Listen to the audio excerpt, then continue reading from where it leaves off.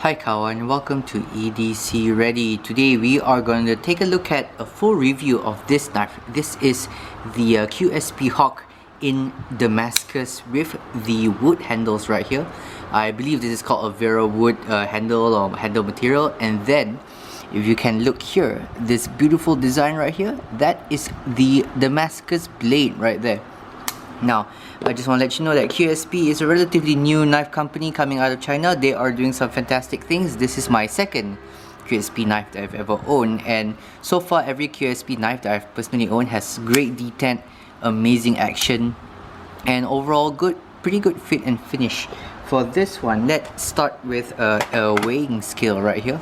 We have here in grams, which we will need to convert later on. By the way, I got this guy from thomastools.com.my. You can check it out from there. You can check out the link in the description down below. It will take you to the website as well. This comes in at 102 grams, which is right around 3.6 ounces. Let's get some key measurements right here with my calipers right here. We have a blade thickness of 0.12. We have a handle thickness of 0.55 inches. We have a blade length of, let's see here, the blade length comes in at 3.24 inches. We have a handle length of, there you go, 4.09 inches. And then closing this guy up, we have a total width in the pocket coming in at 1.2 inches. So not a big knife, definitely a bigger knife from the pictures, but once you get it in hand, it's actually quite small and quite nice to have in the pocket and in the hands. And then for this guy, I will be comparing it with the only other flipper knife I have, which is another fancy knife. This is the ZT0450CF, which is quite a bit more expensive than this guy. But let's talk about this guy right here. We are going to start the review from tip to butt. Of course, if you guys want to support the channel, you can check out the links in the description box down below. I have links to my Patreon account. I have links to Thomas Tools, which will get you to the website where you can buy this knife. Okay, so let's start from tip to butt. Let's talk about this steel right here. This is a Damascus steel. Damascus steel, from what I understand, is a pattern welded steel where they have more than one, I think two patterns. They kind of like melt together and then they fold it, creating this beautiful pattern right here. As you can see here, it's a little bit dirty because I have not wiped it down recently. Hopefully you can still see the pattern right there. We've got some beautiful patterns all the way around, very tight. You have all these little eyes right here, and it's the same on the other side. Now, when I first took apart this knife, I actually was a little bit confused because it seems like right around the pivot, the pattern kind of completely disappeared. But when you take a closer look, you can still see the pattern. It's just not as, you don't get as big of a contrast because you have to polish it so that the pivot stays nice and smooth. So that's very nice. In all honesty, Damascus style steels don't necessarily give any benefit to the steel other than aesthetic, and this is very pleasing aesthetically. Blade length here is very nice. We have a 3.25 inch, which from what I realized, this 3.25, this 3 inch to 3.25 is my go-to blade shape. I like blade lengths that are of that length right here.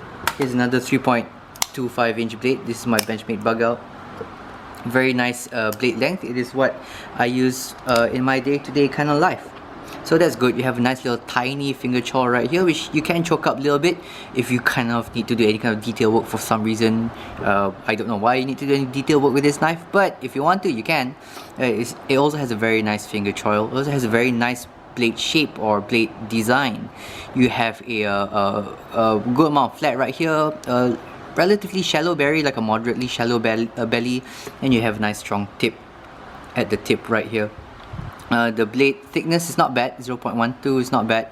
You have a relatively high grind. Unfortunately, it doesn't come to a very thin edge. The edge here feels thick. It feels just as thick or maybe even slightly thicker than this guy, the ZT0450CF. Despite it having the same blade thickness and despite this having a slightly higher grind, it does seem to come to a slightly less thin of an edge as my ZT. which is unfortunate because I prefer slicey blades over hard use blades, and then this is not the slicest blade. In fact, I think this is possibly the least slicest blade I have in my collection, so that's unfortunate. Moving back a little bit, we have thumb studs. Nice thumb studs. They work quite well. They don't eat up your fingers as much as other thumb studs that I've worked with. These are nice. The positioning is nice for flicking and for for thumb flicking and middle finger flicking or reverse flicking. Very nice.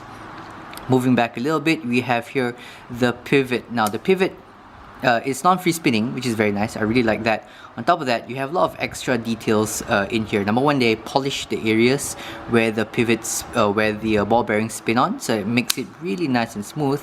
It also uses caged ceramic ball bearings, which gives it also a very nice smooth action. Now, I don't know if there's an advantage of using ceramic ball bearings over regular steel bearings, but definitely this is this is a smooth knife to in the closing action right there. You also have a ceramic ball detent right there. I don't know if you guys can see that. It's black in color. Ceramic ball detent right there, so that is also very nice. Again, I don't know if there's any benefit of a ceramic ball to a steel ball other than the fact that ceramic balls don't rust, but other than that, I know functionally they just feel the same to me, and this all adds up to a very nice action. You have a nice strong detent with a nice smooth pivot. I'm just very impressed with this action, as I was with my original QSP knife. Now, a couple of things I don't like about this blade. This flipper tab, although it works, but it took some time getting used to. It's actually quite painful to use in the beginning. I think after some time my friend got used to it, and then maybe also the knife wore in a little bit, so it's not as hard as it was when I first got it. But you have some nice jimping in the back here, and then you have nice rounded edges on the jimping of the flipper tab, which makes it as comfortable as it can be, but definitely it was not a very comfortable knife to use. I got a lot of sore fingers from flipping it, but I got used to it eventually. Very, very nice. I already mentioned that the pivots are non-free spinning, which is very nice. Another thing I really like, which I forgot to mention, is that because you have this nice beautiful patterns right this nice beautiful pattern right here, they have very minimal branding. So you have this logo right here, which is not the Illuminati, I hope, and then you also have the QSP logo right here. And other than that, nothing else. No steel markings. Now, I did message QSP and asking them what made up the Damascus steel. They did not get back to me. I've not used this anywhere near hard enough to figure out if this is going to hold an edge that long or not. But let's be honest, when it comes to like hard use steels, hard use blades, this is not going to be a hard use blade for me. I'm more often than not going to grab this guy or this guy if I need to do more hard use tests. No, rougher task, I'll use those knives. This is more of a show knife. This knife to me is more of a I'm compensating knife, because that's what it is. Now, moving back a little bit, oh yeah, it's also running on a liner lock, very nice, and the liner lock also has some jimping right there, and the jimping is nice and rounded as well, so it doesn't eat up your fingers. Overall, you have some nice rounding on all the jimping. Even the jimping in the back here is nice and rounded. You can use it. It does provide good traction. You have some jimping down here as well, from here all the way up to the flipper tab. So you have some nice jimping in the finger choil right here as well, so you get some nice traction without having it like dig into your hands. Now the wood handles, they call it Verawood, and you guys can't smell it, but once you put this up to your nose, there's definitely a smell to it, and it's a nice wood smell. If you guys like the smell of wood, this is going to be really nice for you. I have had no problems with this. It is not slippery. I honestly expected it to be a little bit slipperier because, you know, wood and lacquer and whatever, it kind of makes it a little bit slippery. This is not too bad. It does give a nice amount of grip, which I really like. One thing I do not like about these handles is that it has full steel liners, which I really like. It actually gives it a nice solid feel, but the stainless steel liners kind of peek out a little bit, so it's a little bit proud of the scales. It kind of gives it this nice halo effect. Fortunately, I find that it's not that comfortable ergonomically. I would rather have it like completely flush and rounded on the inside. As it is right now, it is completely nice and round on the inside, so there's no sharp edges right here. But if it was flush, it would have just been just a little bit more comfortable than what it is. Another thing I wish that they may have rounded off a little bit better is the edges of the wood here can actually feel a little sharp. So I was kind of I would like them to like maybe chamfer it or round it off a little bit more, because the edges here can be a little bit sharp. Definitely not as sharp as this guy, but the edges here can be a little bit sharp. Moving back a little bit, we have two standoffs. Nice two standoffs, I like that. We have a very nice pocket clip. Pocket clip here does not have recessed screws, but the screws are relatively short, as in they sit relatively short in the pocket clip right there. So you can slide in and out very easily. You also have nice also have a nice ramp that you can like lift up the pocket clip. Tension is good. It is a deep carry, which I really like. So in conclusion, what do I feel about this knife? Well, a couple of good things I really like about this knife. Aesthetically, this knife looks amazing. The wood, the Damascus, it's very nice to look at. Great for Instagram. It has a great action for both flicking, flipping, and middle finger flipping. So that's very nice. Good action. Very smooth. This is smoother than my ZT, and it's about half the price of my ZT. On top of that, you have some nice like final touches, which is all this rounding on the inside and all the rounding on the jimping. All that super nice. Very nice like show off knife. This is, as I mentioned, my I'm compensating knife. A couple of things that kind of like drive me kind of like away from this knife a little bit, and it's really just one thing. It is the thickness of this knife. This is a thick knife, right?